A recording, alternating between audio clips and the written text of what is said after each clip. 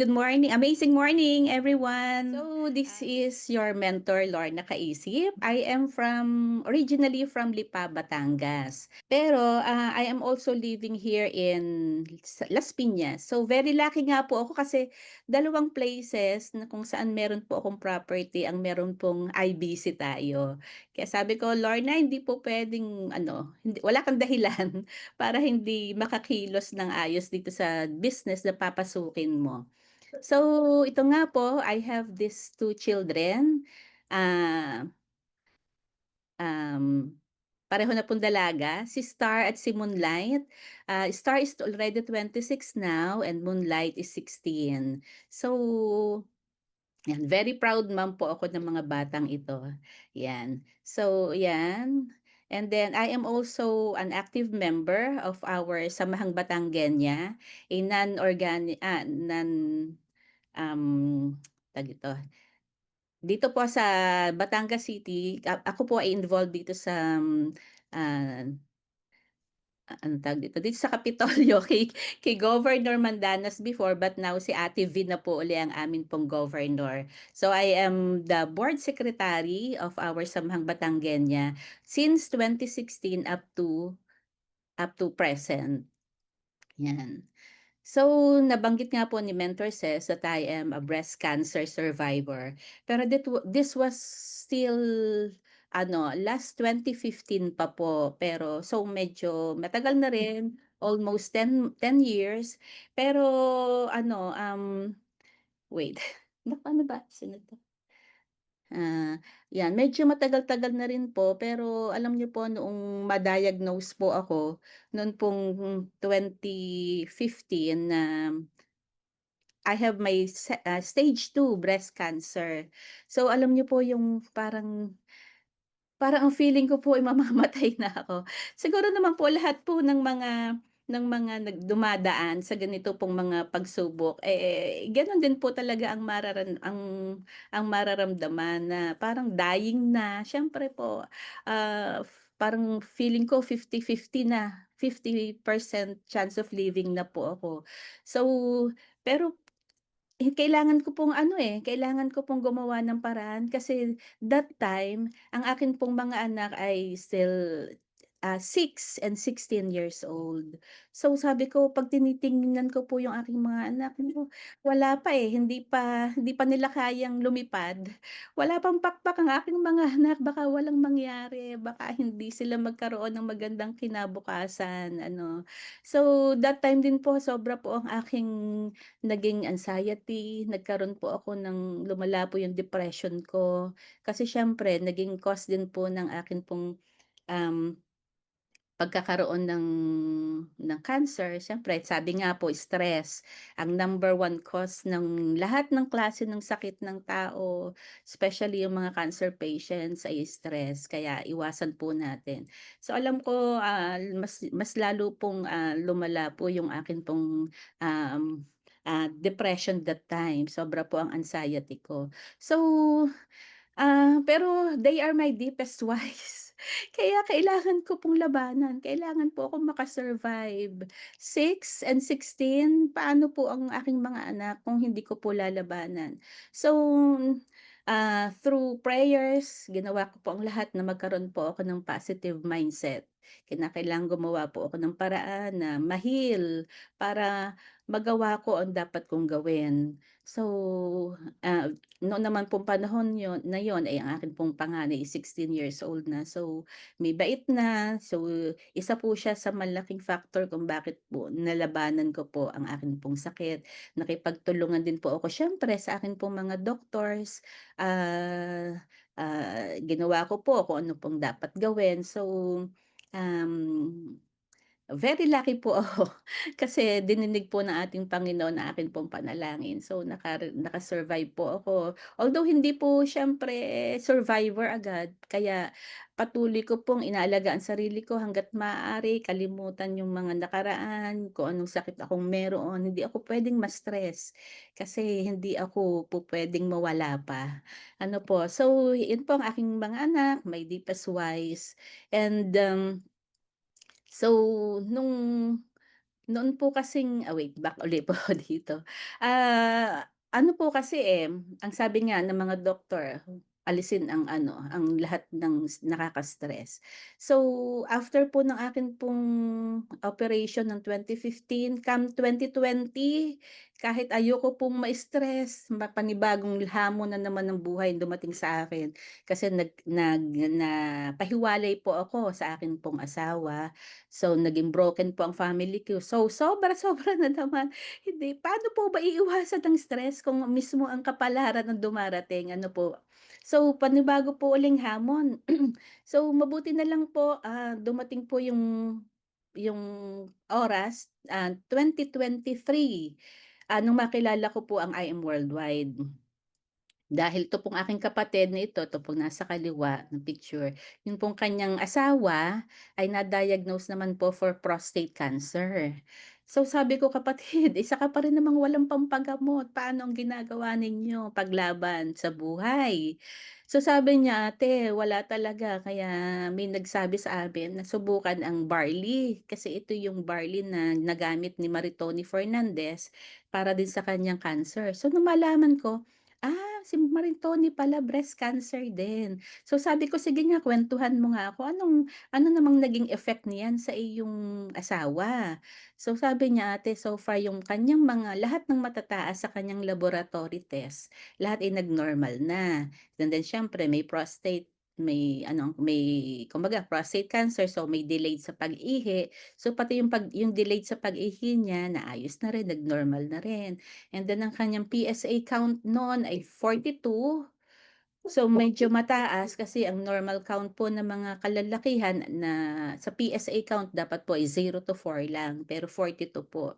Pero hanggang ngayon po ay nakikipaglaban pa rin sa sakit ang akin pong bayaw. Although ang blessing na blessing po sa kanya at ngayon nga po ay nag-a-undergo po siya ng radiation. Pero alam niyo po, dun po sa nag-Saint Luke's po kasi sila, ngayon. So mas nakita po yung talagang lagay ng bayaw ko. Alam niyo po, yung po palang kanyang cancer ay nag-metastasize na rin sa bone. Pero alam niyo po, ang pinagpapasalamat po ng buong pamilya namin, ang ine-expect po kasi ng mga doktor sa Saint Luke's, bedridden, tapos lahat ng parte ng katawan, masakit 'pag tina-touch. Pero alam niyo po hindi, kasi nakakapagbiyahe pa. Nung una nga pong first, few sessions, siya pa po ang nagda-drive. Kaya nagtataka po ang mga doktor po sa Saint Luke's, bakit wala kang nararamdamang sakit. Dapat kada, pipisilin yung likod, yung parte pong may spine, yung malalaki pong parte yung malalaking buto natin, dapat po may pain. Pero ang nagtataka sila, bakit wala? So yun po ang sinasabi namin, ang pinaniniwalaan namin na dahil po binubugbog namin siya ngayon sa barley, kaya kahit may laban sa cancer, malakas po ang katawan, okey po ang ano po, ang pagkain. Basta parang hindi niyo po makikita na may sakit. Kaya sabi ko, "Very good, ang galing talaga ng barley."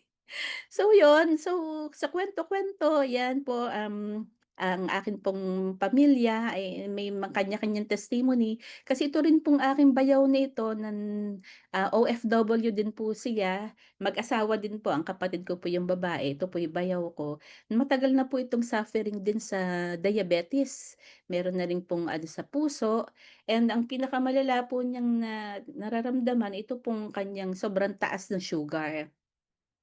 So, tuwing, tataas po yung sugar niya, so meron po siyang ganyan, may swelling, may blistering, hindi po nakakalakad or hirap pong makalakad. So sabi ko, "Kapatid, paano ka nagtatrabaho sa Amerika, kung hindi ka nakakapaglakad?" Sabi niya, "Eh, tiis kapatid, sadyang ganyan kasi no work, no pay, hindi po puwedeng, hindi gagawan ng paraan, dapat laging kumpleto ang sahod." Kumbaga. So sabi ko, grabe, ito po'y matagal na rin naming, pinagdadasalan ng aming pamilya kasi malayo po silang mag-asawa sa amin, nasa Amerika nga po. And then nung bumisita po sila noong December of 2023, Sabi namin kapatid, subukan din kaya ninyo ang ano, ang barley baka sakaling in your 1 month na bakasyon, magkakaroon ng ano, ng pagbabago sa barley. So, alam niyo po December yon, first week of January, tumawag yung kapatid ko sabi na, "Umuwi ka tingnan mo itong itong legs ng kuya mo akala ko po lumala." Sabi ko, "Anong nangyari ate?" "Hindi tingnan mo parang bagong derma nawala na lahat yung sugat, ang pamamaga at ngayon tuwang-tuwa ang kuya mo kasi meron pa siyang 2 weeks na puwede siyang mamasyal bago kami bumalik uli sa trabaho sa Amerika." So, talaga pong kami po ay tuwang-tuwa at ngayon po yung dati po kasi ito meron din pong hypoglycemia. Alam niyo po ba yon yung pong kapagka naman po sobrang taas ng kanya pong sugar 'no, 250, 300 tapos biglang babagsak po siya ng 50, 52. Alam mo yung pong nanginginig, yung nangangatal parang bibigay ang katawan kasi kailangan po pala agad na ng something na sweet. So, nabibigla po ang kapatid ko pagka gano'n kasi sa Amerika pagka gano'n po ini-ER kaagad. Wala naman silang gano'ng kalaking pera para po sa mga ganiyang emergency. So, alam niyo nung regular na siya umiinom ng barley, yun po ang blessing na blessing sa aking bayaw na ito, hindi na po uli siya inaatake ng pong hypoglycemia na yun. So, tuloy-tuloy po ang kaniyang pag-inom at nagshe-share na rin po siya sa mga ka-OFWs po niya diyan sa Amerika. So, God is good. Ito rin po alam niyo sa sobra pong dami ng testimony ng aking pamilya, paano ka ba naman hindi bibilib? Ano po, ito pong akin pong apo sa pamangkin, ito pong batang ito ay batang lalaki, 6 months old pa lang po siya diyan. Pero ito pong batang ito nung inianak po ng kanyang ina ay hindi 2 weeks pong naiwan po sa ospital kasi ang dami pong complications, very skinny, declared as malnourished po ang batang ito. So, wala para pong talagang liit-liit niya, sabi na parang butiki itong batang ito, ang pangit. Sobrang payat, paano kaya makaka-survive 'tong batang ito? So, yun po mula po nung inianak ito ay labas-masok po sa hospital, sobrang pinaparusahan ng mga magulang dahil sa laki ng gastos. Pero yun, nung makilala po ng aming pamilyang Barley sabi namin, "Subukan nga kaya natin." Kasi siyempre nakikinig na po ako sa mga training, alam ko na po na puwede po sa mga sanggol, sa mga lactating moms, sa mga ano. So sabi ko, "Ate, subukan natin kay baby na ano." So alam niyo po natutuwa rin po kami kasi nung naiinom po ng batang ito yung puro pong timpla natin at gustong-gusto pong inumin ng batang ito. Yun nga po may pruweba pa ano po. So ngayon po kaya nakakatuwa din, 2 years old na po ngayon 'tong batang ito, pinapapak na niya ngayon ng barley natin. Hindi ko lang po nai-update pa ang aking PowerPoint pero gustong-gusto pong kainin ng batang ito yung ating barley at amazing po yun para sa akin kasi ako nga po kapag umiinom, talagang hindi pa rin ako humihinga ano. Pero ayan, naiinom naman po natin ng regular na. At ito rin pong aking isang kapatid na ito na napakatagal na po ang kanya pong bukol dito sa likod. Sabi nga niya, "Ate hindi ko na pinapa-opera kasi lulubog lilitaw naman." Mahigit na nga 10 taon 'yan. Pero dahil po siya ay regular na ring umiinom ng barley kasi dahil nga po sa kanyang constipation naman, napansin niya, "Aba, bakit ang aking bukol na inaalagaan dito nawala na?" So sabi ko siya, effect na rin 'yan ng barley, ang galing talaga ng barley, ayan. So, sa 'yun, dahil na-convince na po ako, kasi ako po yung taong hindi ako basta-basta mapapaniwala sa mga testimony na napapanood ko po sa Facebook, sa YouTube, ano ho. Kasi sabi ko, ang katwiran ko itong mga taong ito kaya nagsasalita para sa product ay dahil binabayaran for their income, gano'n. Pero dahil po ang dami ko pong testimony mismo dito sa barley na 'to, so napa-sign up na po ako last year, February of last year. Sabi ko kay Mentor Florence, "Benz yun lang mababa kasi para lang makuha ko yung, 50% discount at nang ma-sustain ko ang pag-inom ko." Sabi niya, "Tita, i-review lang po kita dun sa compensation plan ha. Baka sakali pong magustuhan ninyong gawin na rin itong sideline or racket." Ganyan. Sabi ko, "Mens, oo nga maganda nga, kaya lang siyempre siyempre alam mo naman ang situation ko ngayon, wala naman akong pera na pang-join. Eh, siyempre gusto ko kung ako'y ibi-business ko yung highest package, pero kung hindi naman, user lang ako talaga, yun lang mababa, pinakamababa.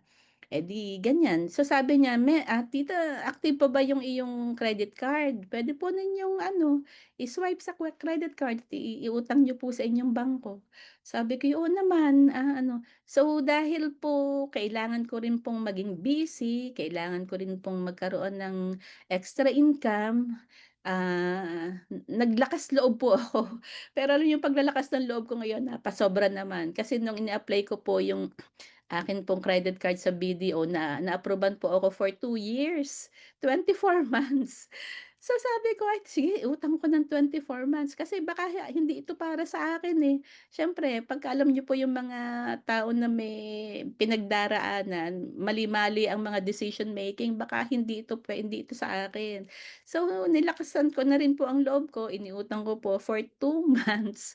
And then, ayun, nagsimula na po akong uminom, siyempre sinasamahan ko po ng active lifestyle, punta-punta rin po ng gym or walking dito sa village. And ayan, pati po itong aking mga anak, ito po yung panganay ko, si Star, kasi yung pong bunso ko pareho po silang meron din pong ano, suffering din po sa ano, 'pag may monthly period po sila, pareho pong sobra po ang dysmenorrhea, hindi po nakakabangon talaga sa bed. So nung uminom na po ako, sabi ko, "Mga anak, hindi puwedeng hindi kayo inom, ito ang ating produkto ngayon, oh, at saka iwas sakit, wala tayong ano, mahirap na yung magkasakit." So, ininom na rin po nila at yun po ang naging, testimony ng dalawa kong anak. Nung uminom na po sila, hindi na po umaatake yung pong kanilang dysmenorrhea. At ito rin pong aking panganay na ito po ay may ano, hormonal imbalance, may PCOS. So, ang kanya pong menstruation hindi po regular, pero ngayon po regular na po at, lesser na po ang gastos ko sa OB-GYN. Kasi siyempre umiinom po ng pills, kung ano-ano po, and regular po ang check-up. So, ngayon hindi na kasi may monthly period na po siyang, regular.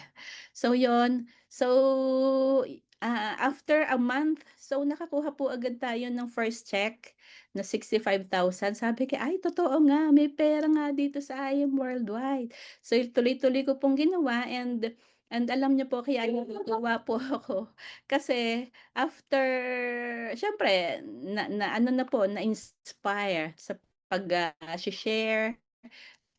Lagi po akong, may kinakausap. So hanggang nagkaroon po ako ng ano, 4 na jade. So alam niyo naman po, just for you po agad tayo in less than 2 months, 1 month and 3 months, nakapag-just for you po ako. And siyempre ito po kasing aking pong mentor, Florence, eh, sobra pong, persistent na, "Tita, naka-just for you ka na, so balik puhunan ka na." Sabi ko, "Grabe."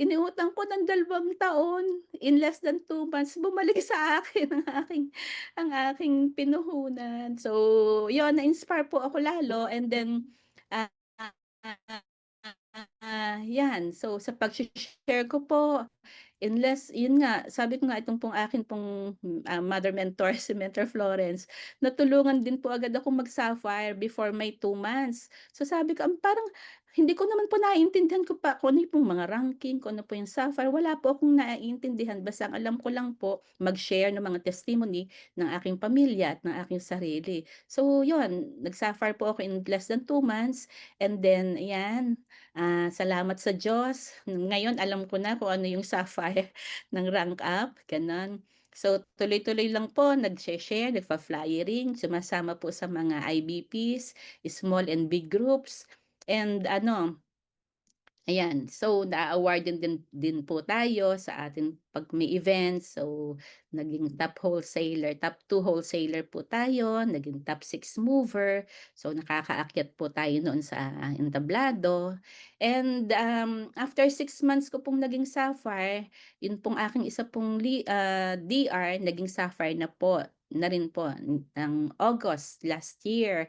Tapos bago po matapos ang taon of last year, another Sapphire. So, dalawa na po ang Sapphire ko sa akin pong team, and salamat sa Diyos at nakaka-move ano po ang akin pong, team. So nung magkaroon po ako ng another check, sabi ni Mentor Florence, "Tita, bili ka ng bago mong ano, para may masabi tayo sa ano, sa kinita mo." So nakabili po tayo ng bagong MacBook Air. So dinispatcha ko na po yung luma. So ayan, nagagamit na po natin sa atin pong negosyo. And then, 'yan, yun pong aking maliit na pamilya, yung kami lang pong tatlong mag-iina sa pamilya ngayon, unti-unti na pong lumalaki at alam niyo po yung pong akin pong, depression, yung pong akin pong anxiety, unti-unting nararamdaman, nawawala na, nakakalimutan ko na po yung mga pinagdaanan ko. Parang sabi ko, "Nakaka-move on na ako anak, salamat sa Diyos." Kasi alam niyo po, puwede nga po talaga nating i-recommend ito sa mga may anxiety, sa mga depressed people. Kasi meron pong nakakatulong po ang atin pong barley sa ano, sa may mga depression, sa mga may anxieties. Kasi alam niyo po, mula noon dahil marami po na po akong nakakausap, unlike po nung depressed ako, lagi po akong nakakulong sa bahay. Laging gusto ko lang po yung mag-isa, paiyak-iyak na wala namang pinupuntahan. So sabi ko, ang galing kasi naaaya ako ng mga mentors ko na Mentor Florence kung saan sa kami nakakarating, Pampanga, Batangas, dito nga po ikot namin ang Las Piñas. So salamat sa Diyos at, isa po ito sa naitulong sa akin ng barley. Ito pong, mental health condition ko, ayan. Although ako po ay sobrang din po ako, napaka-introvert ko. Pero kailangan pong baguhin din, para po sabi nga po ni Mentor Ikay last night, "I have to fix my life." Ano nga, ang sabi rin po ni Mentor Ikay, sabi niya kagabi, "Your history does not need to define your destiny." So, kailangan kalimutan na yung mga past at, we have to move on and 'yan. So, sabi rin nga po sa formula, na-remind din ako kagabi ni Mentor Ikay, formula, so rank up, so, dapat first car. So, sabi ko, "Mentor Florence, sige, first car tayo." Last August po of last year, nag-decide po ako. So, sabi namin punta po kami sa Honda Alabang. So, schedule na po namin ang kuha ng sasakyan ko September 3 last year. Pero alam niyo sabi ni God, "Teka muna Lorna, wait muna." Sabi ko nga sa iyo, when the time is right, the Lord will make it happen. Marami na akong ibinigay sa'yo, pero teka muna, kambyo-kambyo muna tayo. Kasi September 3 dapat ilalabas ko po, pero alam niyo po ang nangyari. September 1 last year, may bagyo pong dumating. So, yung pong amin pong perimeter wall sa village nag-collapse at ang bilis po ng pasok ng tubig sa village namin. Ayan ang nangyari. So, binaha po. And marami po ang nasira sa mga gamit ko. So sabi ko, "God, if this is your will, sige okey lang po." Ngiti lang kasi kahit kailangang ituloy ang laban. Alam niyo po ba nung nangyari yan, speaker din po ako, sharer din po ako dun sa isang team. Pero sabi nung anak ko, "Mama, bumabaha na sa baba." Pero teka, hindi kinakailangang maputol, hindi kinakailangang, madamay ang hanap buhay, ang pagse-share kasi yan talaga, baha lang yan, bagyo lang yan, lilipas din yan, So alam niyo after nung naging positive tayo sa buhay, ah, last year of May, this year, May of this year, 'yan, sabi ko nga po, sabi nga ng Panginoon, "Ito, this is the right time that I can give you your first car." Wala nga pong magandang picture kasi hindi rin alam, busy po nun si Mentor Florence, meron pong ano, appointment. Binigla ko rin naman siya, hindi rin po ako nagpa-schedule, akala ko masu-surprise ko siya. Pero 'yan, so okey lang, labas po natin, nagpa-bless na tayo, and 'yan nga yung napanood niyo kanina, and bumawi naman po ang aking mother mentor sa photoshoot naman po nito, kasama ko naman po siya. And yun, masaya na po ako kasama ang aking mga anak, and, blessed na blessed po ako dito sa ating I Am Worldwide. Sabi nga po sa Isaiah chapter 46 verse 4. I am He who will sustain you. I have made you and I will carry you. I will sustain you and I will rescue you. Yon. So sabi nga ng Panginoon, huwag matakot. Kasi nandito lang ako. Ako nga ang gumawa sa'yo. Ako nga ang lumikha sa'yo eh. So whenever there are some struggles, may mga problema tayo sa buhay, andito lang ako. Tawagan lang natin ang Panginoon. I will sustain you. I will carry you and I will rescue you. So yun lang po mga mentors, ang aking journey and thanks and God bless us all. To God be all the glory. Mentor Lorna, sa dami ng iyong pinagdaanan, what made you decide to still pursue I Am Worldwide? Thank you so much. Ah, kasi siyempre nga thank you so much for that question, Ano kasi, dahil nga reason ko kaya din ako naghanap ng makakatulong sa akin pa kung paano ko ang aking mga anak kailangang masamahan ko pa sila, eh. Sabi ko nga sa'yo nung panahong yun nung maopera ako hindi ko alam kung anong gagawin ko. Talagang down na down ako, hindi ko alam. Hindi rin alam ng aking mga kapatid kung anong gagawin sa aking health. Siyempre nawalan na tayo ng partner, mga bata, sa akin lumaki. So, um, siyempre kailangan din talaga natin ang income, additional income. Although meron naman akong, konting resources pa, may napaparentahan pa naman tayong may condo naman tayo dito sa Manila, dalawa din 'yun. Pero magkano lang 'yun, 'di ba, dalawang condo. Hindi naman yung mga elite na ano, eh. So, okey naman 'yun, so I have to really search for more para maka-sustain din sa aking pamilya and then ayun nga, nung makita ko yung compensation plan, nung nagulat ako na ako'y nag-Just for You in less than 2 months, sabi ko, puwede nga. Kasi dati naman din po akong ano, negosyante. Actually hindi ako ang negosyante, yung partner ko, meron kaming business sa Batangas. Pero ako kasi tumanda ako sa paperworks. Sa loob lang ako ng aming opisina. So, ako ang nasa management, checking ng mga reimbursements and disbursements, sa mga collections, ins and outs. So, yun ang naging expertise ko. So, lagi lang ako nasa kwarto, introvert talaga ako. Walang ayoko na may kausap. Pero gusto ko lang yung secretary namin, so intercom pa yon. So, hindi ako namulat talaga sa maraming tao. So, siyempre biglaan, ang nangyari na nawala ang lahat. Kasi hindi ko rin naman ayaw ko namang maghabol, hindi rin ako gumawa ng anything. Sorry na-share ko na although Team Eagles naman 'to, hindi naman kasi siyempre kapagka gano'n, so dapat may mga kailangang gawing, ah ano, tawag dito, yung kumbaga ihahabla, kasi may karapatan, ganyan. Hindi ko na ginawa yun kasi ang inaalala ko yung mental health ko. 'Pag na-stress ako, mas lalo akong mawawalan. So, kinakailangang labanan na lang at, pagyamanin kung anong meron ako. Um, Kasi kapagka ano, lumala pa ang sitwasyon ko at my age now, 58 na ako, hindi ko na kaya uling bumalik sa pagkakaroon ng cancer meds. So, nag-decide ako actually ngayong August lang ako nag-decide, sabi ko na kailangan ako mag-full-time sa I Am Worldwide and actually yung aking isang, property sa Lipa binuksan ko yon, para magkaroon ako ng sarili kong hub kumbaga.